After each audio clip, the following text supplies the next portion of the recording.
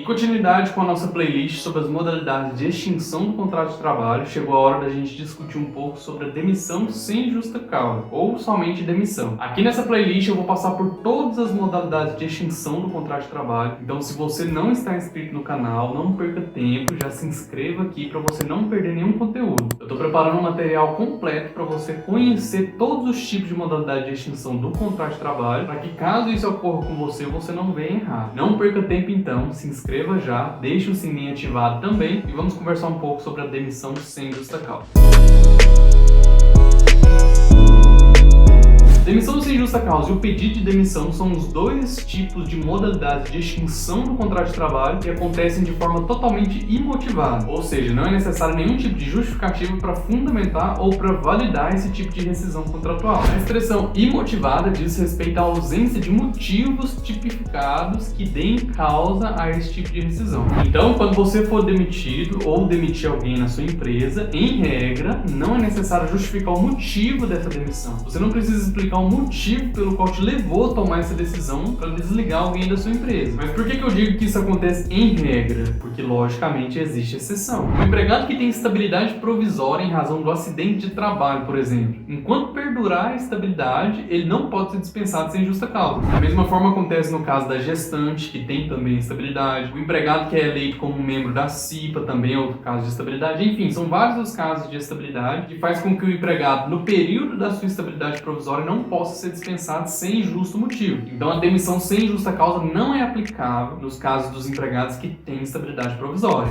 Isso é que você tem que ter em mente. Ou seja, o empregado estável só pode ser desligado da empresa caso tenha uma justificativa para essa demissão. E essa justificativa, logicamente, tem de estar prevista em lei e eu vou te ensinar tudo a respeito da demissão por justa causa num vídeo específico dessa playlist também, então fique ligado. E se você é inscrito aqui no canal, não vai demorar para você assistir uma playlist que eu estou preparando para te explicar tudo sobre a estabilidade provisória de acordo com a CLT. Eu vou te explicar todos os casos, todos os prazos, todos os efeitos jurídicos que envolvem todo tipo de estabilidade que a CLT traz para os empregados. Então já confere a sua inscrição, porque esse material está sendo preparado para te ensinar sobre o direito do trabalho. Outra situação que pode gerar problemas para a empresa em relação à dispensa sem justa causa, sem justo motivo, é a demissão do empregado de forma discriminatória, a famosa dispensa discriminatória. Então, se você está entendendo bem a dinâmica que eu estou expondo aqui para você, primeiro eu te expliquei o que é a demissão sem justa causa, que é uma demissão sem justo motivo, sem justificativa, e eu também te apresentei as exceções, que são os empregados que possuem estabilidade provisória que jamais podem ser dispensados sem justo motivo. A única dispensa válida nesse caso é a dispensa por justa causa. Agora, uma exceção também que gera várias discussões em relação à dispensa sem justa causa é justamente a dispensa discriminatória. Você já ouviu falar a respeito desse termo? Tem súmula no TST sobre esse assunto, o STF já discutiu muito a respeito desse assunto também, e eu vou expor para você entender de forma clara. A dispensa discriminatória acontece quando o empregador dispensa o empregado em razão de alguma condição dele. Condição essa que não tem relação com o trabalho em si do empregado. É o caso do empregado que adquiriu uma doença grave, por exemplo. Isso, infelizmente, acontece muito. A empresa toma ciência de que esse empregado adquiriu algum tipo de doença e tem em mente que esse empregado vai precisar ser afastado por alguns dias para o tratamento ou até de forma permanente pela Previdência Social. Então, a empresa, de forma totalmente discriminatória, prevê essa situação e acaba dispensando esse empregado com vistas a não ter um prejuízo futuro com esse empregado. Essa dispensa acontece não em relação ao trabalho desse empregado, mas em relação a uma condição dele. A aquisição dessa doença, então, foi determinante para a dispensa desse empregado. Isso sim é uma dispensa discriminatória. O empregado não teve culpa de ter adquirido essa doença. Ninguém em sã consciência tem a vontade ou desejo de adquirir determinado tipo de doença. E isso não pode ser determinante para a dispensa de ninguém. Por isso que esse tipo de demissão é sim considerado discriminatório e a justiça considera esse ato como um abusivo do empregador. Quando o empregado é dispensado sem justa causa e consegue levar na justiça essa situação de discriminação, se reconhecido na justiça que a dispensa foi discriminatória, o empregado vai ter direito à reintegração no emprego, além de um dano moral. Então a empresa que toma esse tipo de atitude pode sofrer um prejuízo muito grande na justiça depois. Então não é aconselhável que se age assim. Mas, como eu expliquei para você, a demissão sem justa causa, ela não necessita de uma justificativa para que ela tenha validade. Isso eu disse para você em regra, como eu disse para você antes. Porque no caso da dispensa discriminatória, quando existe uma probabilidade de dispensa discriminatória, discriminatória, a empresa tem sim que justificar o motivo pelo qual está dispensando. Isso porque a súmula 443 do TST diz que é presumidamente discriminatória a doença do empregado portador do vírus HIV ou portador de alguma doença estigmatizante, doença grave, enfim. Ou seja, se na sua empresa existe um empregado que tem essa condição, para você dispensar esse empregado sem justa causa, você precisa justificar o motivo pelo qual está dispensando esse empregado. Porque se você simplesmente dispensar, presume-se que esse tipo de demissão foi discriminatório. Isso não significa que o empregado que tem esse tipo de condição não pode ser dispensado. Ele pode ser dispensado sim, mas essa dispensa tem que ser motivada. Mas aqui surge uma discussão muito grande. Por exemplo, se a empresa demite um empregado com HIV, mesmo a empresa ciente de que esse empregado possui o vírus, mas demite sem que a doença interfira na decisão, como que essa empresa vai provar na justiça que a demissão não se deu em razão da doença se o empregado é doente? E aqui surge uma situação bastante complicada que, ao meu ver, prejudica muito o empregado. E eu acredito que esse tipo de entendimento jurisprudencial, até simulado do TST, acaba afastando as pessoas do emprego e tirando o emprego de outros que poderiam estar trabalhando no mercado de trabalho, e eu vou explicar para você o motivo dessa minha discordância. Então eu já digo logo, eu não concordo muito com essa súmula do TST nem do entendimento do Tribunal Superior a respeito desse assunto, porque isso causa uma hiperproteção para o empregado que acaba prejudicando o empregado. A situação é bem simples para eu te explicar. Para qualquer outro tipo de dispensa, o ônus probatório é do empregado. Se o empregado entra na justiça requerendo algum tipo de direito, ele tem um ônus de comprovar de que ele tem direito àquele tipo de pedido que foi feito. Então o seu pedido deve ter um fundamento suficiente para fazer valer o seu direito na justiça. Então se o empregado pede, ele que prova que ele tem direito. Basicamente essa é a regra do processo. Lógico que existem uma série de exceções que eu vou explicar para você quando a gente comentar um pouco sobre o processo do trabalho, mas basicamente é isso. Quem pede é quem tem o ônus da prova.